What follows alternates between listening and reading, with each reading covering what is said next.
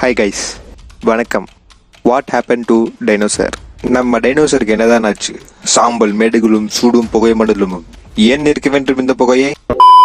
Sorry guys, கொஞ்சம் Vijay D அதிகமாக பார்க்குறேன். வாங்க வீடியோக்குள்ளே போகலாம். இந்த உலகத்தில் 3 லட்சம் வருஷமா மனுஷங்க இருக்காங்க. ஆனால் டைனோசர் மொத்தம் 14 கோடி வருஷமா இந்த உலகத்தில் இருந்திருக்கு.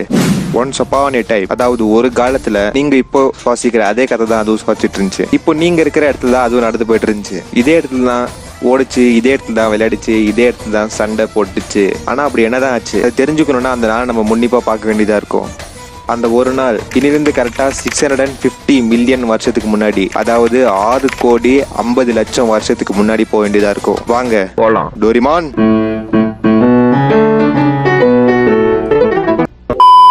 இனிலிருந்து கரெக்டா 6 கோடி 50 லட்சம் வருஷத்துக்கு முன்னாடி உலகமே ரொம்ப அமைதியா இருந்திருக்கு.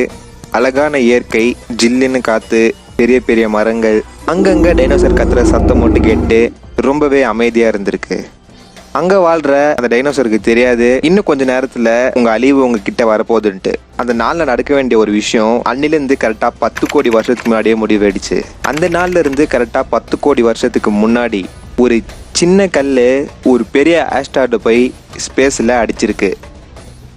அந்த அட்டாக் நடந்ததுனால அந்த ஆஸ்ட்ராய்டோட திசை மாறி அது பூமியை நோக்கி டிராவல் ஆகிட்டு வந்திருக்கு. மொத்தம் 100 மில்லியன் வருஷமா அது டிராவல் ஆகிட்டு வந்திருக்கு. அதாவது 10 கோடி வருஷமா டிராவல் ஆகிட்டு நேராக வந்திருக்கு பூமியை நோக்கி. 100 மில்லியன் வருஷம் டிராவல் பண்ணி அதை பூமியை பார்த்துச்சு. ஒருவேளை அந்த கல் 3,14 கிலோமீட்டர் கொஞ்சம் தள்ளி வந்துட்டு இருந்துச்சுன்னா அது நேராக வந்து நிலாவை தாக்கியிருக்கும், பூமியும் தப்பிச்சிருக்கும். ஆனால் இயற்கையோட நீதி வேறையா இருந்துச்சு. அதனால அந்த கல் நிலாவை ரொம்ப கிட்ட கிட்ட பார்த்துட்டு நேராக பூமியை நோக்கி டிராவல் ஆகிட்டு இருந்துச்சு. 40 கிலோமீட்டர் பர் ஹவர் டிராவல் இருந்த அந்த கல் பூமியை நெருங்க நெருங்க ரொம்ப வேகமாயிடுச்சு. அதோட வேகம் இவ்வளோ அதிகமாச்சுன்னு எவ்வளோன்னு கேட்டிங்கன்னா 60,000 கிலோமீட்டர் பர் ஹவர் அது டிராவல் ஆகிட்டு வந்துட்டுச்சு. அது இவ்வளோ வேகமாக வந்துச்சு. அது வந்த வேகத்தில் அது கொஞ்சம் கொஞ்சமாக உருமாறி ஃபயர் பாலாக மாறிடுச்சு. அது எவ்வளோ வேகமாக வந்துச்சுன்னா வெறும் 4 நிமிஷத்தில் அட்லாண்டிக் ஓஷனே தாண்டிடுச்சு. அதோட பிரைட்னஸ், அதாவது அதோட வெளிச்சத்தை பார்த்து நிறைய டைனோசர் பிளைண்ட் ஆயிடுச்சு, அதாவது குருடன் ஆயிடுச்சு. அந்த டைனோசருக்கு எல்லாம் கண்ணு போயிடுச்சு. அந்த கல் நேராக வந்து மெக்சிகோவை தாக்கியிருக்கு. அது தாக்கின உடனே 1 lakh டன் மெட்டல்ஸ் கல்லுங்க, சின்ன சின்ன தூள் எல்லாம் ஸ்பேஸை நோக்கி போச்சு. அது விழுந்த வேகத்தில் 160 கிலோமீட்டர் தூரமாக 20 கிலோமீட்டர் அடி ஆழம் வரைக்கும் ஒரு பெரிய குழி விழுந்துச்சு. அது விழுந்த வேகத்தில் ஒரு பெரிய விஸ்போட் வந்து அங்கே இருக்க டைனோசர் எல்லாம் அழிய ஆரம்பிச்சிச்சு. அது விழுந்ததுலேருந்து கரெக்டாக 16 நிமிஷம் 14 செகண்டுக்கு அப்புறமா எர்த்தில், அதாவது பூமியில் ஒரு மாற்றம் ஏற்பட்டுச்சு. அந்த மாற்றத்தினால சுனாமி, எர்த்குவைக், எரிமலை எல்லாம் வெடிக்க ஆரம்பிச்சிச்சு. அப்பவே இந்த உலகத்துல இருக்கிற பாதி டைனோசர் இறந்து போயிடுச்சு. அந்த விஸ்போட்டோட ரேடியேஷன் இவ்வளோ இருந்துச்சு. அந்த விஸ்போட் வரதுக்கு 800 கிலோமீட்டருக்கு முன்னாடி இருக்கிற டைனோசரே எரிஞ்சு சாம்பலா போச்சு. இதுக்கெல்லாம் நடுவில் மேலே பறந்துட்டு இருக்க டைனோசர் பாடா நம்ம தப்பிச்சோண்டான்ட்டு மேலே பறந்துட்டு இருந்துச்சு. ஆனால் அவங்களுக்கு தெரியல இது வெறும் ஆரம்பம்தான்ட்டு.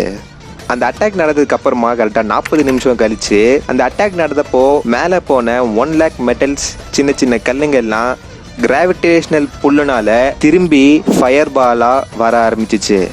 அது வந்ததுனால மேலே பறந்துட்டு இருந்த அந்த டைனோசரும் அழிய ஆரம்பிச்சிடுச்சு. பூமியோட இன்னொரு சைட்ல இருந்து தூளோட சுனாமி, அதாவது மண்ணோட சுனாமி 100 டிகிரி செல்சியஸ்ல வந்துட்டு இருந்துச்சு. அந்த விஸ்போட்ல மாட்டின டைனோசர் அதோட ஹீட்டுனால சாம்பலா மாறிச்சு. ஒரு வழியா எல்லாமே ரொம்ப அமைதியானதுக்கு அப்புறமா இந்த உலகத்துல வெறும் 10% டைனோசர் மட்டும்தான் உயிரோட இருந்திருக்கு. இந்த உலகத்துல அந்த டைனோசர் மட்டும்தான் உயிர் வாழ்ந்துச்சு. அந்த டைனோசரோட வெயிட்டு 30 கிலோகிராமுக்கும் கம்மியா இருந்துச்சு. இந்த டைனோசர் எல்லாம் இப்போ உயிர் வாழ முடியாம வாழ்வா சாவாண்டு இருந்துச்சுங்க. ஆமா, அது என்ன பண்ணும், உலகமே அழிஞ்சதுக்கு அப்புறமா அங்க அவங்களுக்கு சாப்பிட்றதுக்கு தண்ணி இல்ல, சாப்பிட்றதுக்கு சாப்பாடு இல்ல இருந்துச்சு. அப்படியே போக போக மங்கிலிருந்து எப்படி மனுஷங்க வந்தாங்களோ அதே மாதிரி டைனோசர் கொஞ்சம் கொஞ்சமா உருமாறி இந்த உலகத்துல ஃபர்ஸ்ட் வந்த ஜீவன் தான் மெமல்ஸ். மெமல்ஸ் என்ன, மெமல்ஸ் எங்கிருந்து வந்துச்சு, அதை பத்தி தெரிஞ்சுக்கணும்னா இந்த சேனலை சப்ஸ்கிரைப் பண்ணுங்க, சைட்ல இருக்கிற பெல் ஐக்கானை கிளிக் பண்ணுங்க. இந்த வீடியோ பிடிச்சிருந்தா லைக் பண்ணி உங்க ஃப்ரெண்ட்ஸுக்கும் ஷேர் பண்ணுங்க. கூடிய சீக்கிரமே இதோட வீடியோவோட பார்ட் 2 வரும்.